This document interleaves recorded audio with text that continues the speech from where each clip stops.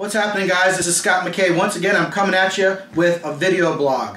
You know, I've been giving some thought lately to this whole concept of why women would want a bad boy, you know, kind of an idiot jerk kind of guy, instead of a quote-unquote nice guy. You know, a lot of people are giving a lot of attention to this particular matter. And of course, you know, there's a middle ground that's called being a great man. But, you know, the fact remains, there's a lot of talk about this whole concept, and I finally got to thinking about it. What is the real reason why a woman would want to be with a bad boy, an idiot, jerky kind of guy who's mistreating her, instead of this nice guy? You know the guy I'm talking about. The guy who kisses up to her. The guy who gives her what she wants on a silver platter.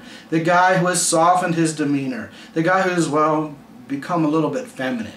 Yeah, well, that part in and of itself probably is a big piece to this whole puzzle. But, you know, I still think it goes a lot deeper.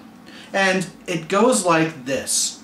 You know, when a guy has softened himself up, when he's kind of supplicating to a woman and giving her what she wants and kind of, well, letting her control things a little bit, what that does is it takes the whole concept of what the woman is feeling about the relationship and puts it kind of at center stage. Think about it this way. You know, how a woman processes her attraction towards a certain guy is very much tied to how she's feeling. Her feeling towards a certain guy is all important. Now think about it this way. If she's out with kind of an idiot jerk, she feels sort of like a victim. She feels like she's putting up with the guy, right? You know, he's not treating her right. He's not doing the things he should be doing. Therefore, she's kind of a victim. And you know what that means? That means she can feel good about being someone who stands in the gap, someone who kind of takes one for the team. But if she's the one who has to wear the pants, all of a sudden she kind of casts herself in this role of, well, sort of like being the bad boy in the relationship.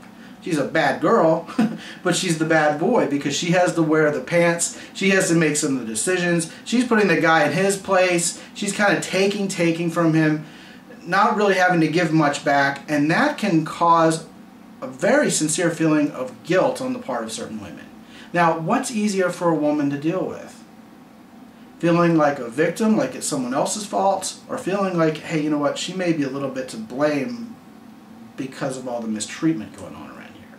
And make no mistake, when a guy is a real milquetoast in a relationship and doesn't have any backbone, the woman does have to wear the pants. She feels unnatural with that. Therefore, she gets sort of bitter towards this guy, and the bitterness is what she's going to feel guilty about. I don't think women wake up and go, you know, I want to be bitter towards my boyfriend or my husband any more than they wake up and go, hey, you know what, I want to be slapped upside the head and mistreated. But, given the choice, what's a woman going to pick? She's going to pick offloading the blame instead of having to carry it. And I think that's a very real piece of the psychological puzzle. Think about it, guys and ladies. Let's all think about it.